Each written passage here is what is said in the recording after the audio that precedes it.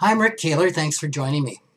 Last week's column on being financially stuck focused on getting help. But what if for various reasons, like affordability or availability, outside help isn't a practical option? There are some steps that you can take yourself to begin getting financially unstuck. So let me go through some of those. The first one is to become a curious observer of the stuck part of you. This curiosity is actually the opposite of shaming and criticizing yourself.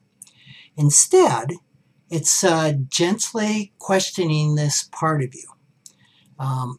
What is it afraid would happen if it became unstuck and was successful? What's its hope in being stuck? Where did it learn the tools that it's using unsuccessfully to get you unstuck? So get curious, number one. Number two, it's important to understand that you're not the behavior. It's not you.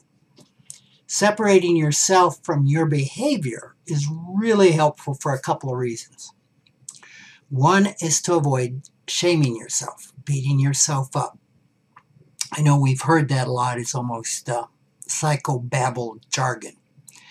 But think of this, just as parents, good parents, avoid damaging language like shame on you for doing that. Shame on you for hitting your sister.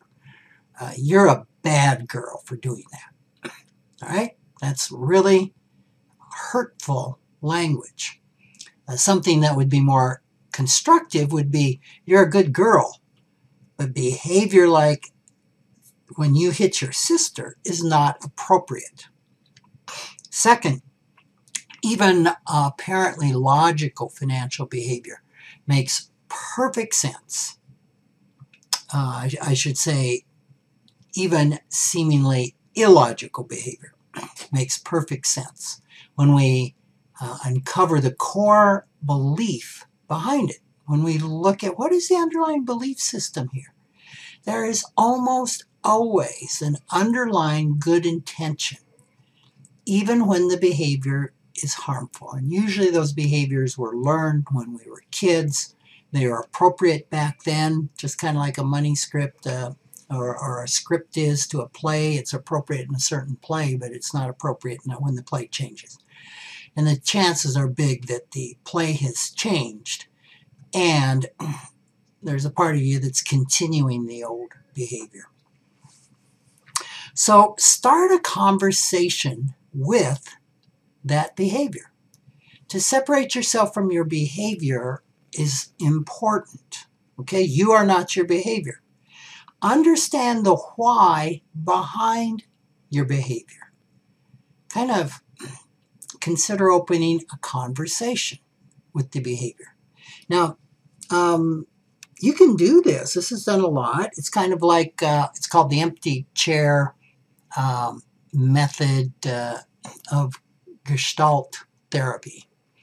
I call this a money dialogue exercise, where you have a conversation with that part that's stuck.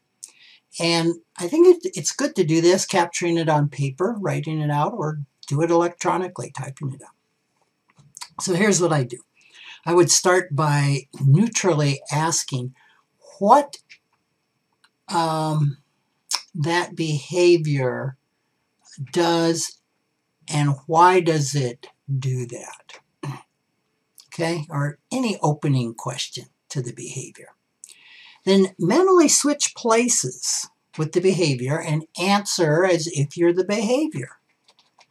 And don't give a lot of thought to this. Just do it spontaneously. And then once the behavior answers the question, then flip again mentally and then respond as you. Now this can go on for a lot of rounds. I've had students and clients of mine fill pages doing this. And it's pretty normal that this exercise results in discovering interesting information that you weren't previously aware of. I've seen people have really life-changing awareness out of doing this exercise. So it's a good one. Remember, be honest and be spontaneous. I'm losing the word, but don't censor yourself. You're not turning this into anybody. Okay? The next step is to become aware of what you're feeling. Now, this awareness can have really transformative power. Whenever you're about to make a financial decision, pause and ask, what am I feeling? Now, this is really important. When you ask yourself, what am I feeling? Feelings are one word. Happy, sad, fearful.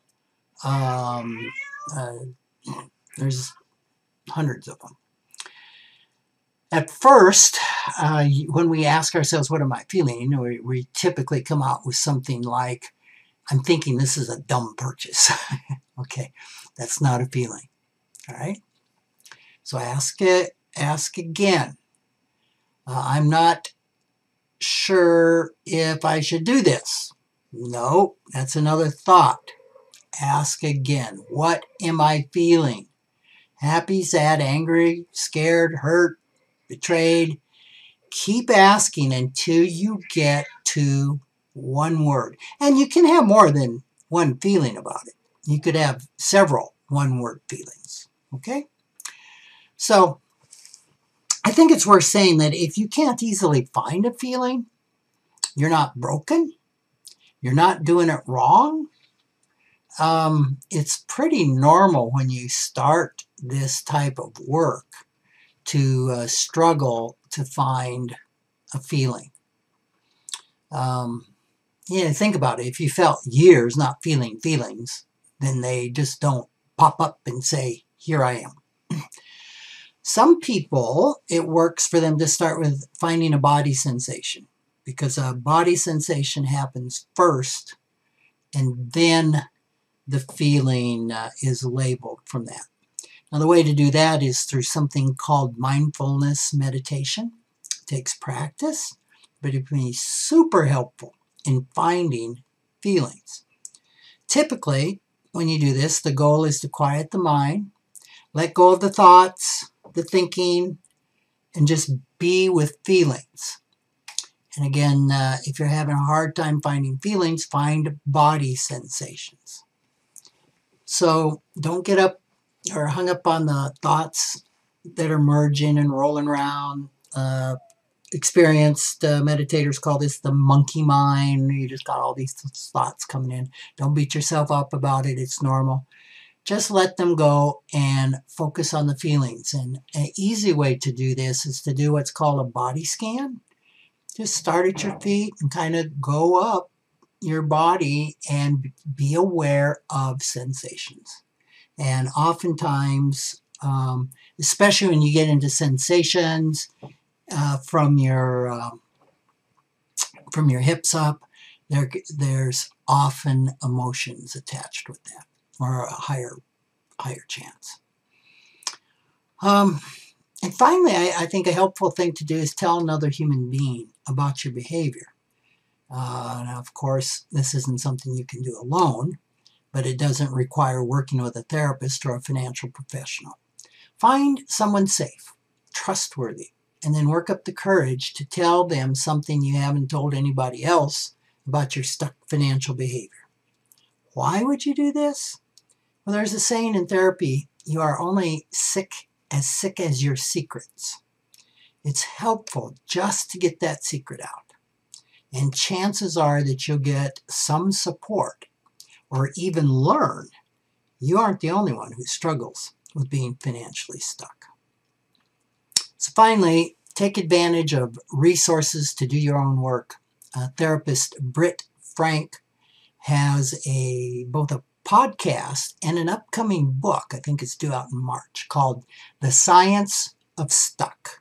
And it's an excellent read.